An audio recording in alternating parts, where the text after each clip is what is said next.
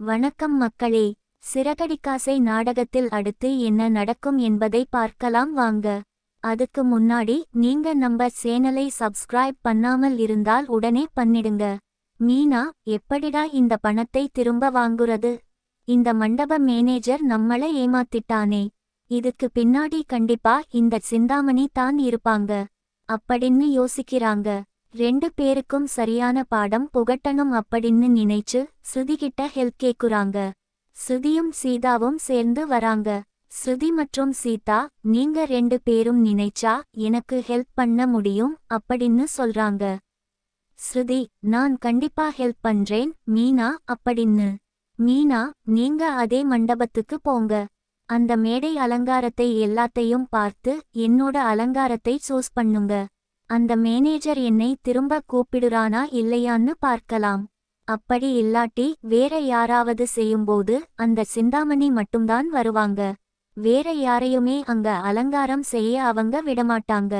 அப்படி அந்த சிந்தாமணி வந்தா பத்திரத்துல கையெழுத்து வாங்கிக்கிட்டு 25,000 ரூபாய் அட்வான்ஸ் தரோம்னு சொல்லிட்டு வந்துருங்க.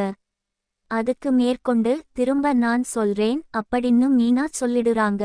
ஸ்ருதி, கண்டிப்பா நான் செய்றேன். ஆமா, இது சீதா வர வேண்டாமா? மீனா, இல்லை இல்லை, சிந்தாமணிக்கு சீதாவை தெரியும். அதனால நீங்க மட்டும் போங்க. உங்க தங்கச்சியோட கல்யாணம், அதுக்காக மண்டபம் புக் பண்ண வந்திருக்கேன் அப்படின்னு சொல்லுங்க அப்படின்னு மீனா சொல்லி அனுப்புறாங்க.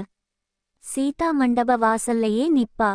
ஸ்ருதி, நீங்க கவலைப்படாம போங்க அப்படின்னு சொன்ன உடனே ஸ்ருதி, எனக்கு ஒன்னும் பயமில்லை மீனா அப்படின்னு தைரியமா உள்ள போறாங்க. மேனேஜர் கிட்ட பேசுறாங்க.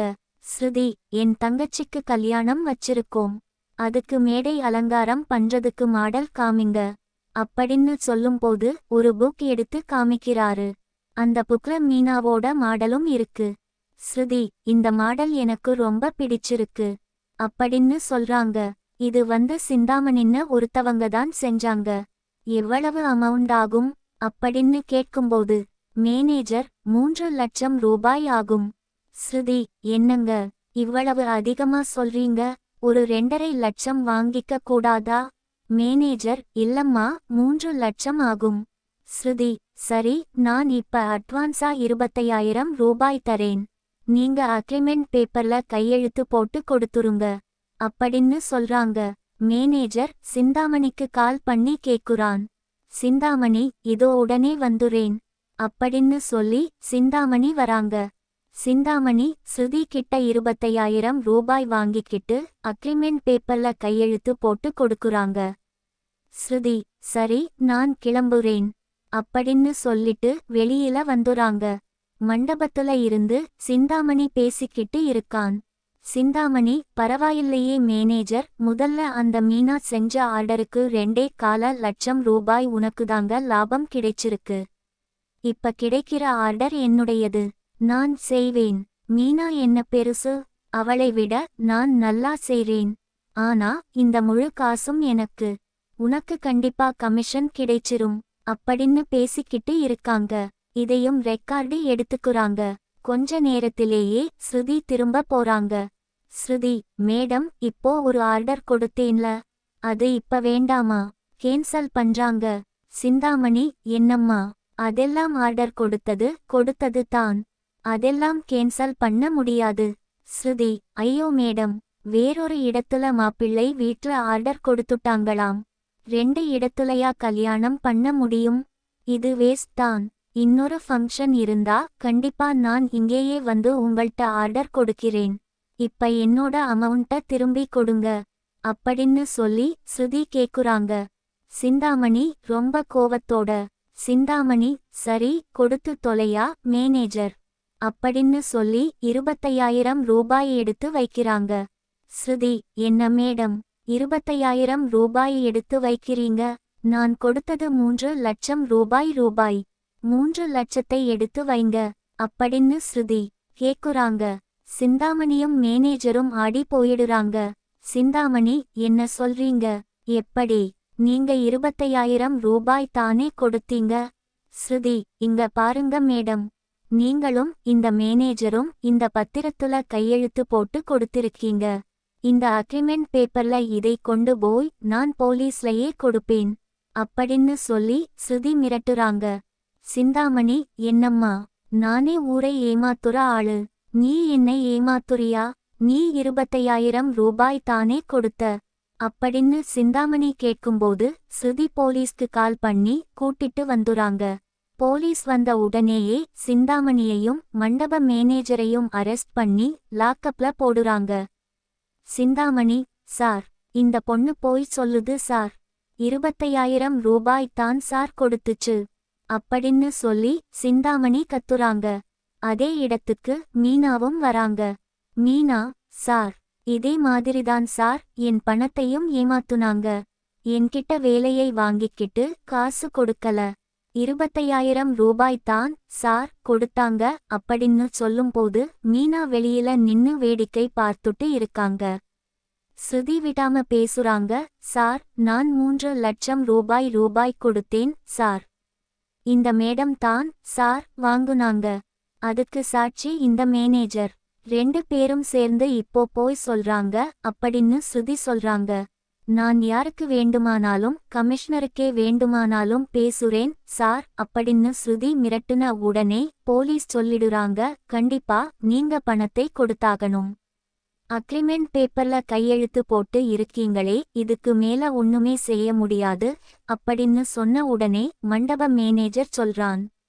அக்கா, என்னக்கா, அந்த மீனா என்ற ஒரு பொண்ணை நம்ம இதே மாதிரிதானே ஏமாத்தணும்.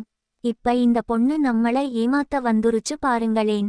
வினை விதைச்சவன் வினையா அறுப்பான் மாதிரி கொஞ்ச நேரத்திலேயே நம்மளுக்கு இதே மாதிரி பாடம் புகட்டிட்டாங்களே அப்படின்னு அந்த மேனேஜர் பேசுறான்.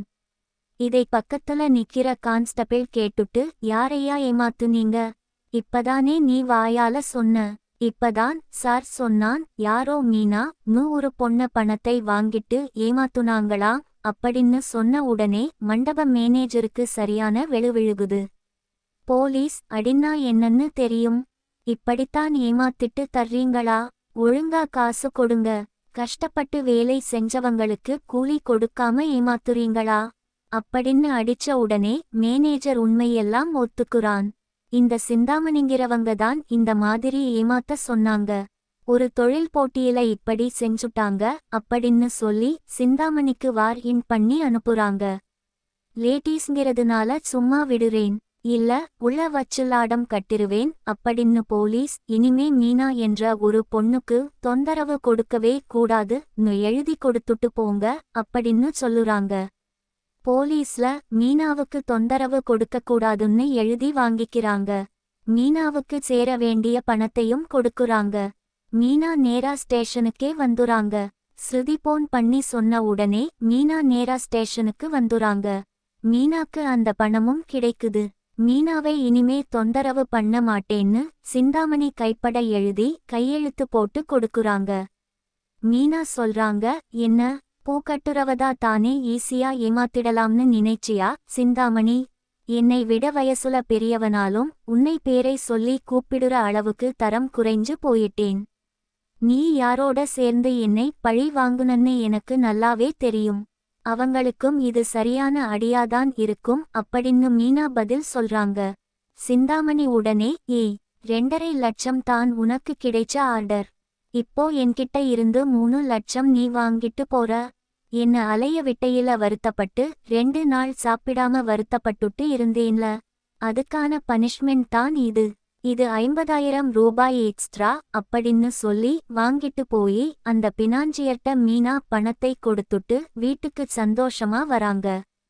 விஜயா, மீனா ஏமாந்துதான் வந்திருப்பான்னு சொல்லிட்டு, மீனா, எங்க ஊர் சுத்த போயிட்டு வர உனக்கு எப்ப பார்த்தாலும் இதேதான் வேலையா அப்படின்னு பேசிக்கிட்டு இருக்காங்க. என்ன அத்த, உங்க பிரண்டு போன் பண்ணி சொல்லலையா? எதுவும் நடந்த விஷயம் ஒன்னும் தெரியாதுன்னு நினைக்கிறேன். அந்த சிந்தாமணி லாக்கப்ல கம்பி எண்ணிக்கிட்டு இருக்குல்ல, உங்களுக்கு எப்படி போன் பண்ணி சொல்லும்? என்னை ரொம்ப டார்ச்சர் கொடுத்துச்சு அந்த சிந்தாமணி. நான் வேலை செய்ய அது என்னமோ வேலைக்காரின்னு நினைச்சுக்கிருச்சு. வேலை வாங்கிட்டு அதுக்கான சம்பளத்தையும் கொடுக்காம கஷ்டப்படுத்துச்சு. ரொம்ப டார்ச்சர் கொடுக்குதுன்னு போலீஸ்ல வகையா மாட்டி விட்டுட்டேன். சிந்தாமணி 6 மாசம் வெளியிலேயே வர முடியாது. லாக்கப்லயே கிடக்குது. வேணும்னா போன் பண்ணி கேட்டுக்கோங்க. என்னை தொந்தரவு பண்ணி கஷ்டப்படுத்துறவங்களுக்கு இதுதான் சரியான பனிஷ்மெண்ட்னு நினைக்கிறேன் அப்படின்னு சொல்லி மீனா சொல்றாங்க. என்ன அத்த, சரிதானே? என்னை வேலைக்காரி மாதிரி நடத்துறவங்களுக்கு இது சரியான பனிஷ்மெண்ட் தானே? உங்களுக்கு சந்தோஷமா இருக்கா அத்த? வேணும்னா நான் ஸ்வீட் செஞ்சு தரட்டுமா அப்படின்னு மீனா கேக்குறாங்க. விஜயாவுக்கு இவ நம்மளத்தான் குத்தி காட்டுறாளோ, நம்ம இவள வேலை வாங்குறோம்னு சொல்லி வேலைக்காரி மாதிரி நடத்துறோம்னு நினைச்சு இப்படி நம்மள பேசுறாளோ, நம்மளையும் ஒருவேளை போலீஸ்ல மாட்டி விட்டுருவாளோ அப்படின்னு பயப்படுறாங்க. மீனாவோட குரல் கேட்குது. ஆமா அத்த, நீங்களா இருந்தாலும் சரிதான், நான் போலீஸ்ல மாட்டி விட்டுருவேன் அப்படின்னு சொன்ன உடனே தான் விஜயாவுக்கு புரியுது. ஐயையோ, மைண்ட் வாய்ஸ்னு நினைச்சு சத்தமா பேசிட்டேனோ. இப்படித்தான் போலாம் ஃப்ரெண்ட்ஸ். பார்க்கல லைக் பண்ணுங்க, ஷேர் பண்ணுங்க, கமெண்ட் பண்ணுங்க.